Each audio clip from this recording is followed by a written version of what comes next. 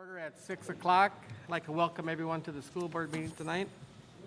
First thing on is our consent agenda items, the minutes of the October 5th school board meeting. Request approval of general fund vouchers 174883 through 174982 and 290769 through 290807, and purchasing card transactions dated 8/21/20 through 9/20/20. Some professional staffing recommendations and co-curricular staffing recommendations. Do I have a motion to approve? So move. Craig. Second. I'll second. Christine? Any questions or comments? Hearing none, motion from Craig, second from Kristen. All in favor say aye. Aye. Aye. Opposed? Passes by majority. We have some personnel items not necessary for vote, and we'll roll into our public comments. We have 2 to be read and 1 to be presented to us tonight. And the first one I'll read is from Tom Mooney, 6205 Pheasant Run. Stating simple appreciations and one's gratitude is something everyone is capable of sharing. My public comment is one of appreciation. You serving on the school board oftentimes can be challenging, time-consuming, and risky. Thank you, school board members, for guiding the district through these tumultuous times. With everything going around us and facing an uncertain future, never before have the roles and responsibilities of serving on a school board been so vital. Thank you for all you're doing. You aren't expected to be able to please all the stakeholders all the time, but from my observation, you certainly are keeping the needs of the kids as your top focus, which happens to be the most important role a school board member can demonstrate. I want to make sure you all realize you are appreciated with everything you're doing. Tom Mooney. Thank you, Tom. Yeah, it was very nice. Craig. Okay. I have a comment from Laura Stoller, and let me apologize if that pronunciation is incorrect. Gave it my best. She lives at 5909 Juniper Ridge here in McFarland, and the subject of interest is support for science-based decision-making. As follows. Good evening and thank you, board members, for your dedication to the students, families, and staff of McFarland. I'd also like to commend the educators, paraprofessionals, and administrators who are, no doubt, working long hours to create engaging content for their students. The demands of teaching during a pandemic are intense as well as emotional, and I applaud them all for continuing to provide an incredible education for our youngest community members. As someone who does not currently have a student in the McFarland schools, I am still very attuned to decisions being made as it directly impacts my safety in this community. Should we start to have an increase in cases within the village, it would impact my ability to feel safe, in my mask and socially distanced, of course, when I visit a local business or even when I am simply in my neighborhood. It is critical that the school board continues to consider the impact their decisions have, not only on our learners in the community, but also on the people who work with them directly, the educators and school staff, and also the surrounding community.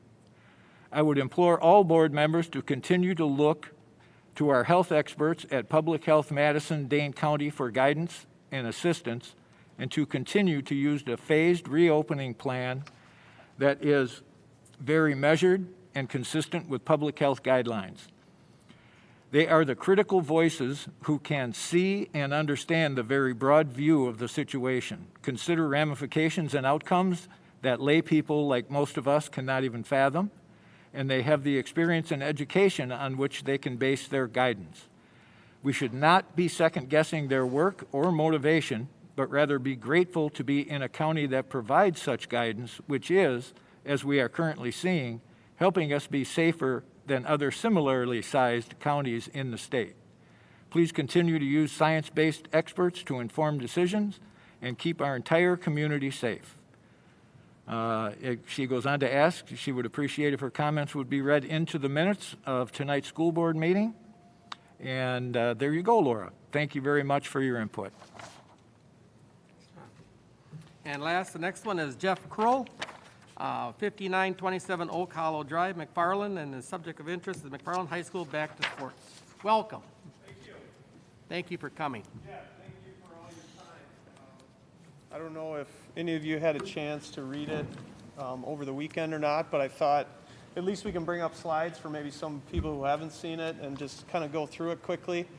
So yeah, first of all, thank you for allowing us this time on behalf of the athletes in our district, the high school athletes in particular, as well as us parents. We felt like we wanted to come here tonight and basically lay out the case for getting back to sports in high school, specifically winter sports, which will be starting very soon. And we think it can be done in a safe way, and we think it's actually for the betterment, the health of our kids as well. So that's really the gist of what we're going to go over here tonight, and I thought we could flip through some of the information we put together to help explain that a little bit better. So I don't know if anybody can see it well enough, or Steve, do we want to cut a little bit of the lights out maybe? Okay. So really the first slide here is here because the primary reason I think, and a lot of us think, this is a really important co-curricular activity for our kids, sports in general, is just because of the mental health aspect of it, and getting back to, some semblance of normalcy for our kids, which all of us obviously have been going through a lot of changes since March. And I think this is one thing that we could maybe give back to them to get them back to, a healthier lifestyle, healthier outlook, kind of in their everyday life. So this references a study that UW-Madison did back in June, where it showed, and maybe some of you saw this when it was published, it was in the State Journal, it was in some national news media as well. They did a study that showed, and this is really the biggest column here is on the right side, over 68% of kids reported some amount of anxiety and depression, which was over double what it had been in previous years on average. And that was attributed to the COVID pandemic, staying home, having to do school from home, and everything that came with all the changes that kids and all of us had to go through. So that's a pretty alarming statistic. The next slide here, again, this one's more sports specific, where it's talking about the lack of extracurriculars as far as physical extracurriculars go, sports specifically. Again, about double the amount of kids that were lacking in their physical conditioning, physical outlets, compared to the national average when they surveyed kids 14 to 17 years old, high school age kids. Okay? So they're estimating 66,000 Wisconsin adolescents at risk. That's a huge number.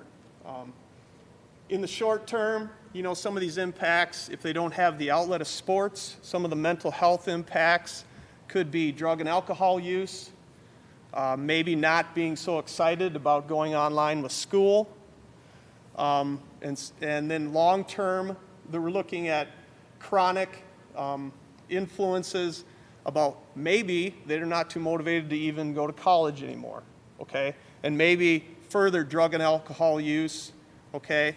And it may also damage, like it says here, lifelong relationships. So seems like a small amount of time, but could be a very large impact.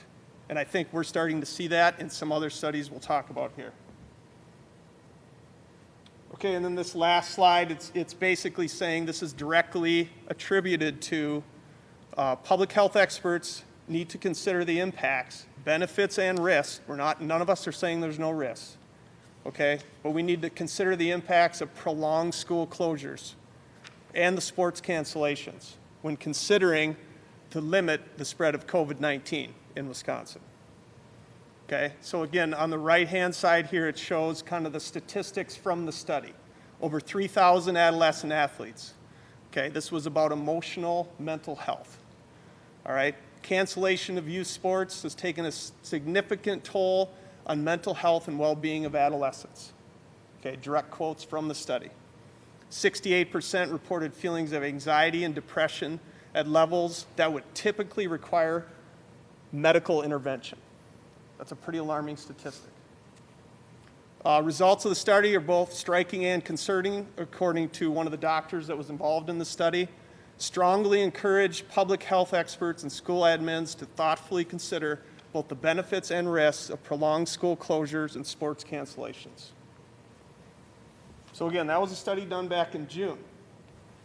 CDC also coordinated a study with University of Wisconsin-Madison, and based on what I sent everybody this report electronically on Friday, all the sources for all of these, if you're interested in reading the entire study, are listed at the bottom as a reference, okay?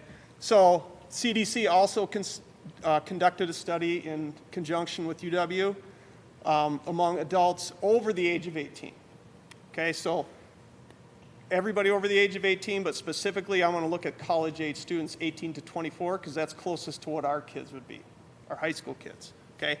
1 out of 4 18 to 24-year-olds considered suicide. At least one adverse mental or behavioral health symptom was reported by 3 out of 4 kids. I call them kids, young adults, 18 to 24. And these are 18 to 24-year-olds, college-age students, okay, theoretically more mature than our high school kids that we're talking about. To me, that's a big alarming statistic. Okay, another recent, just last week, State Journal came out with a link to suicides in Dane County based on COVID-19. Okay, suicides are up this year, especially among youth, linked to COVID-19. People aged 24 and younger, 15 suicides, up from 8 last year, almost double, in Dane County alone. Social isolation, lack of success in virtual school, lack of ability to connect with staff at school. These are all contributing factors according to the study. Okay?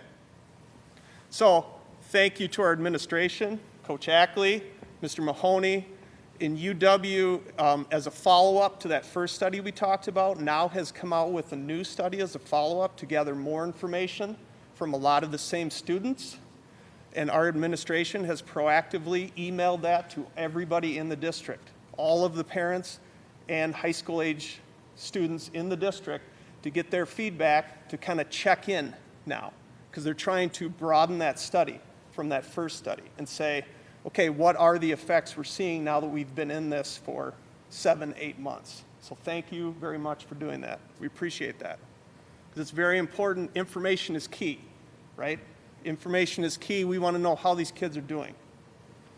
So hopefully within the next few weeks, we'll see the results of that study, and we'll have even more information. Okay, some other studies that we looked into was, okay, COVID-19 in sports. All right, we didn't do it here in McFarland, but we know it was done in other places, okay? Specifically, the WIAA and a lot of schools in Wisconsin did do fall sports. So that's what this study was about. This just came out a few days ago. It was in the State Journal. Maybe you saw it, maybe you didn't, okay? But just some highlights. So in collaboration with the WIAA, University of Wisconsin School of Medicine did this study.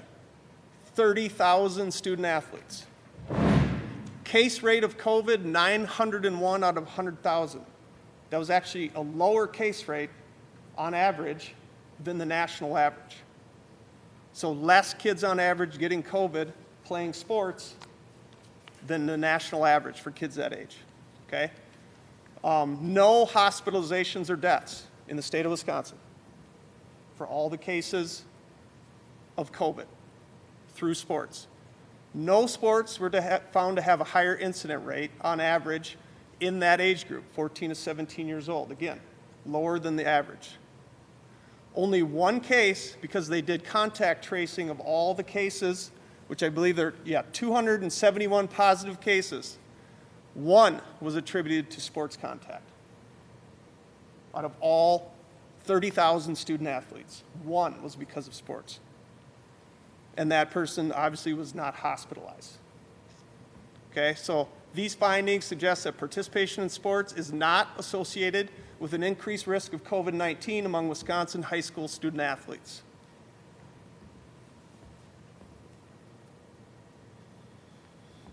So then we looked into, okay, what are some of the leagues that we know of, some leagues, some studies that have been done.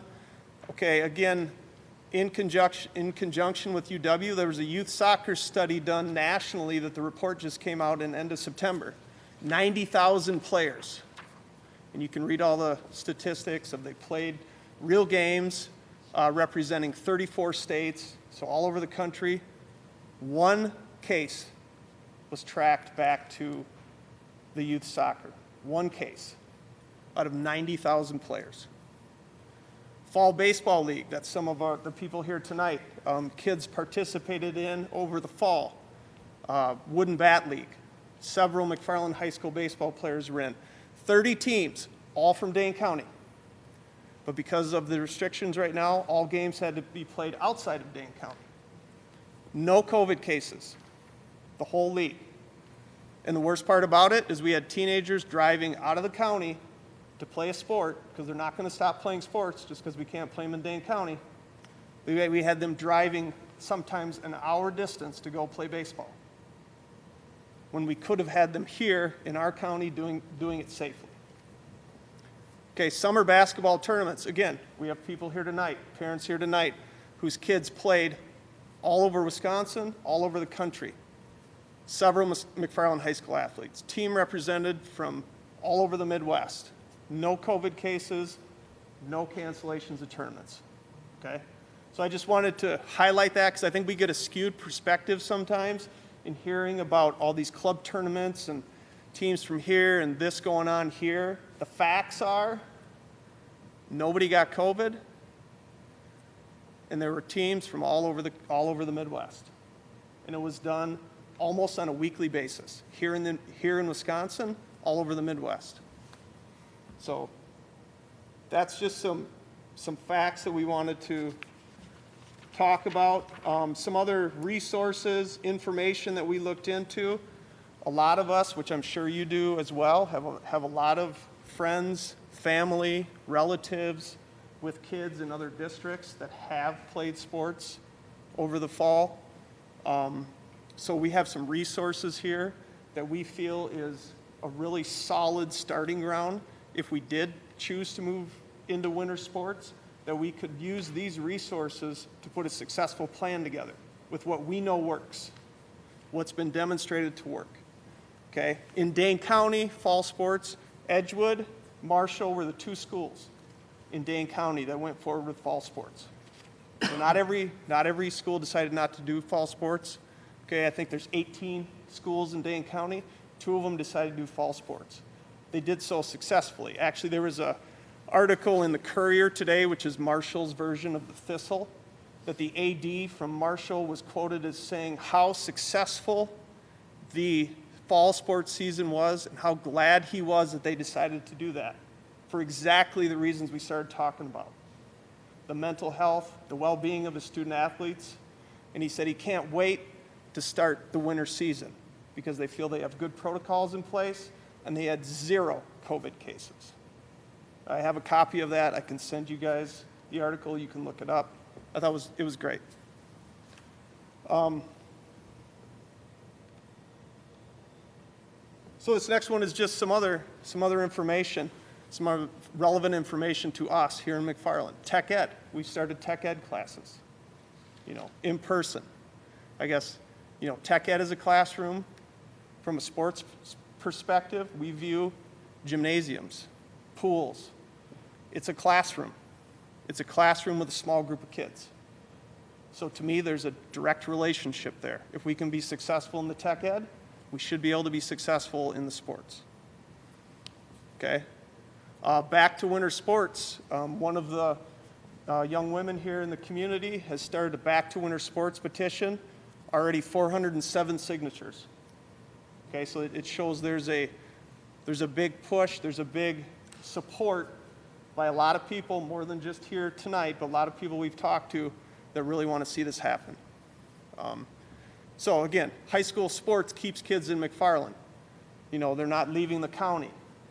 We're keeping them here in Dane County. We're keeping them in our school. If we decide to go forward with winter sports, we're keeping them in our school in a controlled environment, which when you think about it, what's best for the kids? I think in our community, in our schools, in our gyms, in a controlled environment is what's best for our kids. And that's what all of us want. That's what we know all you want. Some other things. Our school district adopted a resolution to improve diversity, equity, and inclusion.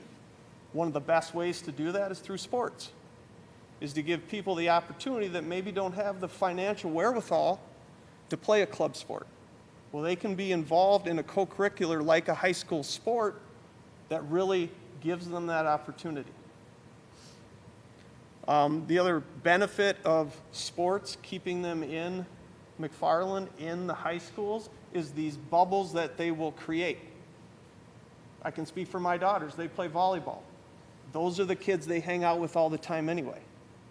They're with those kids all the time until they have to leave and go do something else, right? So the more we can encourage them to stay here, stay in their small group, stay in their basketball group, stay in their swimming group, again, that just benefits them not only from a mental health standpoint, but from physically keeping their bubble small. And again, we talked about youth sports been taking place all over Wisconsin. All right. How am I doing on time? Okay. All right. So these next few slides is really more in looking at what really went into the original Public Health Madison-Dane County regulations, kind of where they started and where they are at today. I won't go through all this. I'm sure you're all very familiar with it. The gist of it is, when you look at the numbers, you hear a lot about the positive cases. The truth is the percentages are going down. The hospital bed availability is way higher than the number of COVID cases.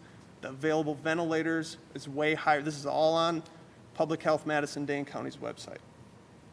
So I think it's showing us that the initial shutdown, safer at home, whatever you want to call it, was well-intentioned, and it really helped get us in a good place from a healthcare standpoint.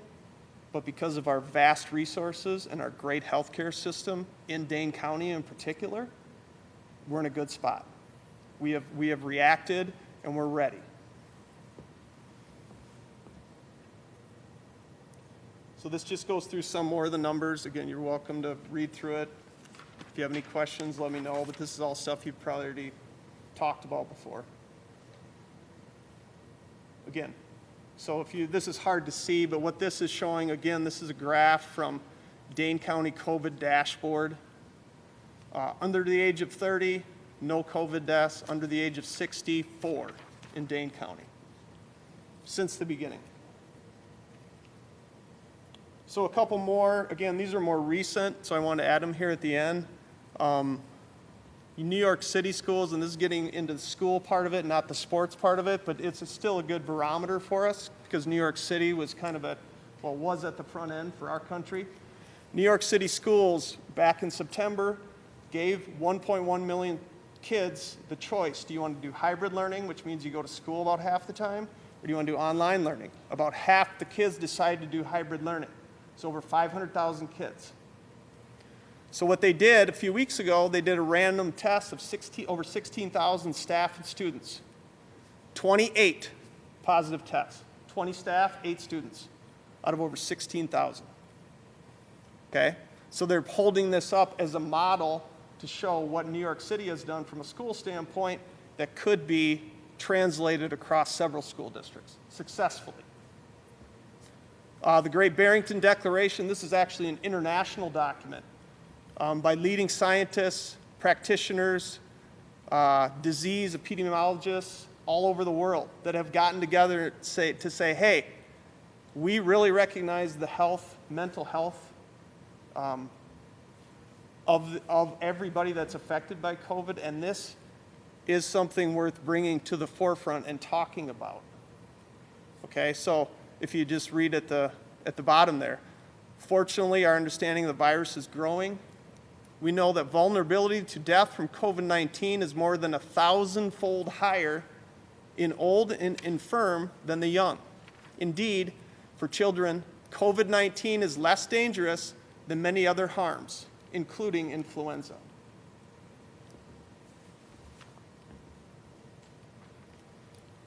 So I appreciate everybody taking the time to read through that. I know we can't discuss it tonight, but I also have a video I want to show from the athlete's perspective. All we asked them was, why do you think we should be going back to sports? Send us a video of what you think. This is just a snippet. Mostly it's all juniors and seniors. Okay, we got dozens of videos from kids. We tried to pare it down because we know we have a limited amount of time. So I'd like to go through that right now.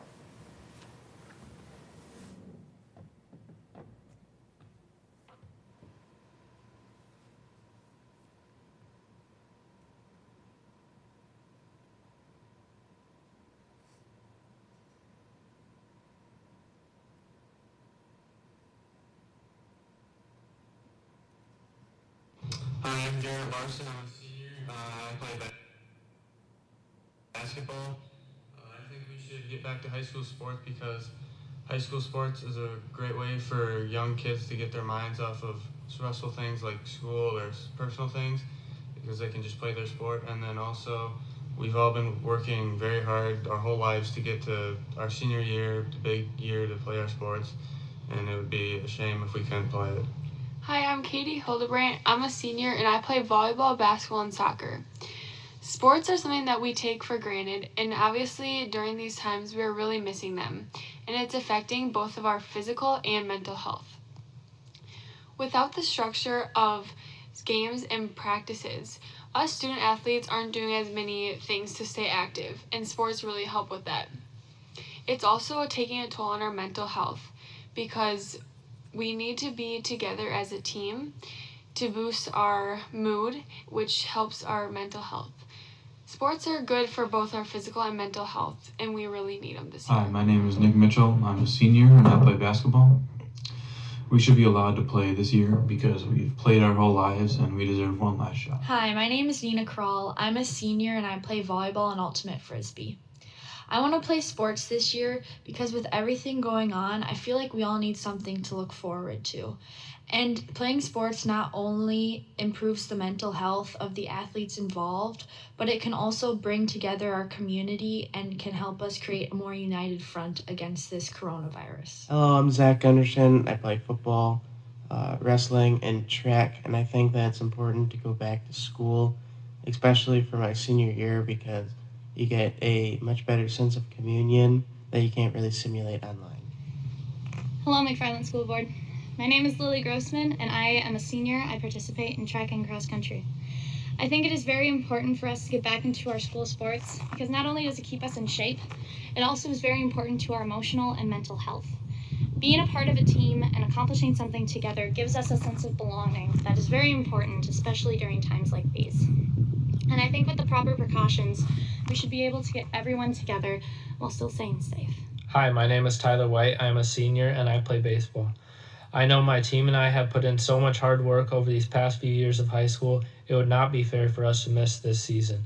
Thank you for understanding and thank you for giving us a season. Hi, my name is Avery Pennekamp and I'm a junior at McFarland High School. I play both volleyball and soccer. I would just like to say how much I miss being able to play sports and spend time with my teammates. With all of this virtual learning, it's been really hard to participate in things and stay involved. So I'm hoping that at some point this year I'm allowed to go back in the gym and be on the turf with my teammates and play the sports that I grew up playing and that I love to play. And I hope we can just organize something that's safe for everyone. Hi, I'm Connor Punzel. I'm a junior at McFarland High School and a 3-sport athlete. Playing sports gives me a sense of purpose. It gives me goals and helps make me more motivated on and off the field. When I push myself in sports, I do better on tests and assignments because I'm less stressed, and it also makes me more focused in school. I don't know what I would do without sports in my life. Hi, I'm Megan Gates. I'm a junior, and I play soccer, basketball, and golf. And I think that we should be able to play high school sports again because us athletes have devoted a lot of time to these sports. We've gone to numerous practices, trainings, camps, early morning lifts in order to succeed in our high school careers. And I think that we should get a chance, even if we have to take precautions, to show what we've been working towards. Thank you. Hi, my name is Kobe Smith. I'm a senior, I'm a soccer player, and a swimmer. Sports means a lot to me. It's my escape. I would really love to be able to play sports this year because it would impact my mental health tremendously. Sports has given me the opportunity to work towards a goal and build relationships and learn new skills. With coronavirus shutting everything down, I'm not only unable to play, but I have to stay home and hear about my opponents having a season just 40 miles north of us. I think that being able to play sports this year would be the best decision for everyone's well-being. Hi, my name is Lindsay Lonegro, and I'm a senior and I play basketball. Speaking for senior athletes, we've been training for this since we were in 2nd and 3rd grade. Having the opportunity to play safely would increase our mental health and also the community's mental health, having something to look forward to in these unprecedented times. Personally, I've been playing tournaments in the state and other states safely with precautions in place, and we haven't had one incident. And I've loved doing it. I've loved being able to play the sport I love.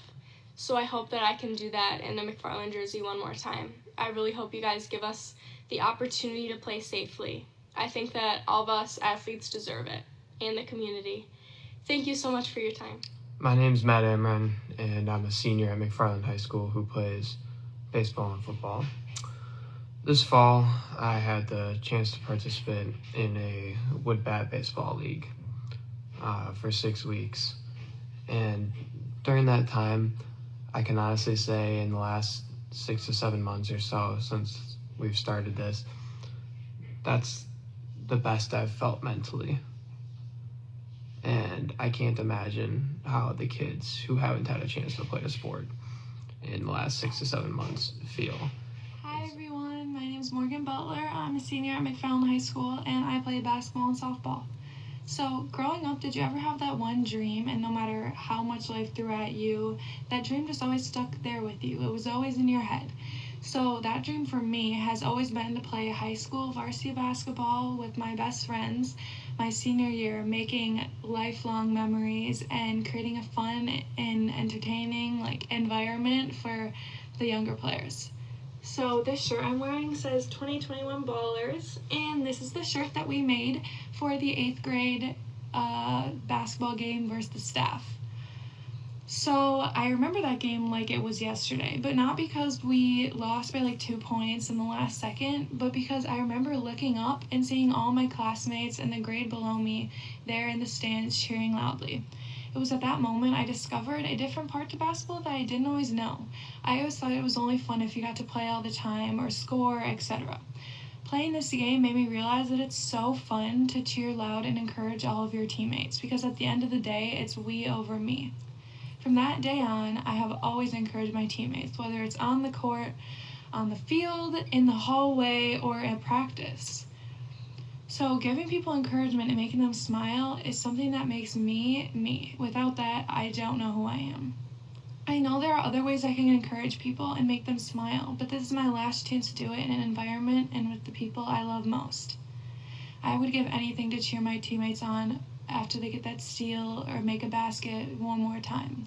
We have worked so hard for this our whole life for it to just be thrown away without ever trying. Like my coaches have said in the past, your fear of failure won't get you anywhere.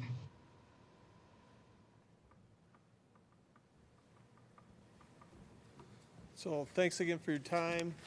We know you have a big vote coming up next week pertaining to this exact subject, so we fully support you and hope that you can see why we think as parents and why the athletes think this is a very important issue, and hopefully we can get back to sports this winter. Thank you. Thank you for coming. Thank you very much.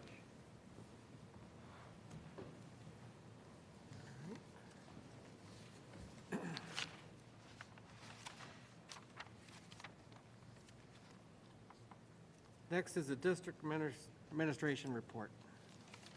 Pretty light on that tonight. As Jeff just mentioned, Our next board meeting is November 2nd. It is a regular board meeting. Our high school administration, Jeff and Athletic Director Paul Ackley, will be talking about winter sports season. There is a potential action item on that agenda tentatively for MHS winter sport practices at this time. Just in further notes, the Rock Valley superintendents will be deciding what's going to happen with the winter season on November 5th. Again, our high school administration and Paul Ackley will be representing the school district in that. Then on Superintendents or ADs? that is the superintendent's Okay, on the 5th? meeting on the 5th. On the 16th, the school board has another board meeting, which again, if need be, you can carry over this discussion. And then also tentatively thought at this point is potential action on allowing MHS winter games at that time. To note some other dates, again, related mostly to athletics. Hockey girls basketball season starts on the 16th, tentatively. That's the WIA schedule. As a note, between November 20th and December 7th, we do not have any in-person learning or activities during that time frame. That's our, I guess, a kind of a new Thanksgiving break of sorts, although there will be virtual learning still going on. It's just no in-person activities. 23rd of November, boys basketball, swim, wrestling season. That is at that time frame for WIA. Thanks, Paul, for nodding when I'm making sure I'm catching the dates correctly. And then, again, the board has a regular scheduled meeting on December 7th. Other notables with regards to the reopening, I did mention, and always just a reminder to the parents, that we will have no in-person learning between 11:20 and 12:07. And we've now had, this is our second week of Tech Ed in person for VIP services, and that's been going very well, thanks to our administration, our pupil services department, and our nursing staff for all of the work they've done.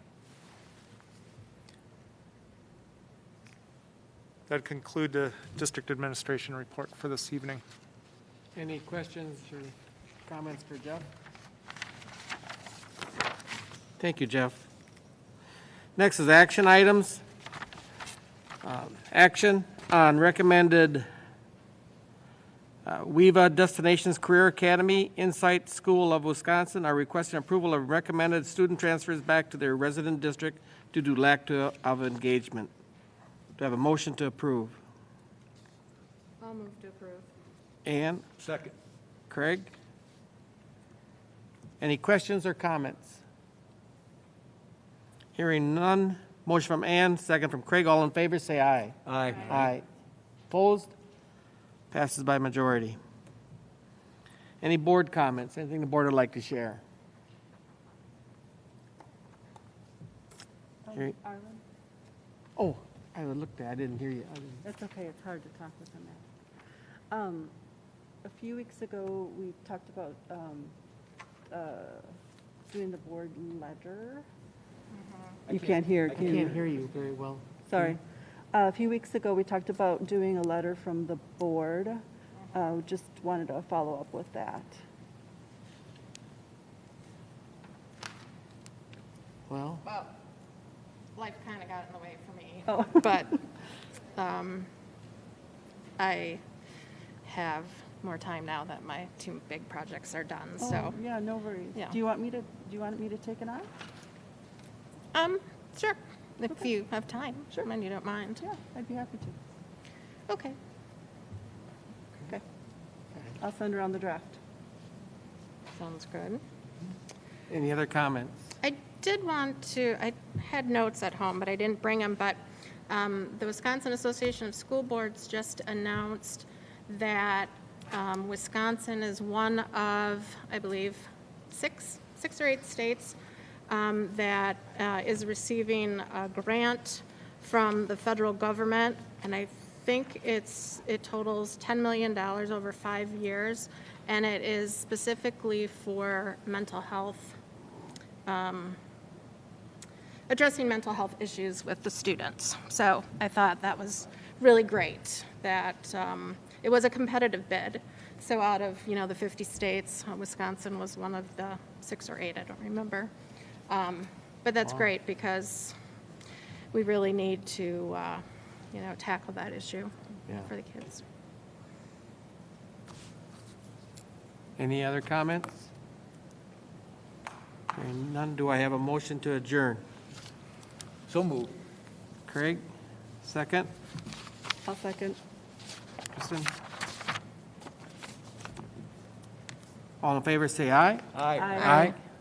We're adjourned at 6:41.